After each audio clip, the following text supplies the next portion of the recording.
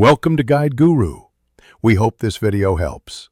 You begin by clarifying who matters and what success looks like. First, map 3 target audiences and pick one primary launch goal so decisions stay focused. Once done, choose 2 measurable KPIs, revenue, conversions, or signups, and get the assets: product demo, 1-page roadmap, and customer quotes. Make sure to align stakeholders now so feedback loops are short. This prevents last-minute scope changes and lets you start building slides and a narrative that sell the value, not features. You now construct the core story: problem, solution, and benefit. Start by outlining 6-8 slides that progress logically and pick 3 visuals: a demo clip, a clear data chart, and a customer quote slide to anchor claims. Once visuals exist, write concise speaker notes and assign ownership so each transition is smooth.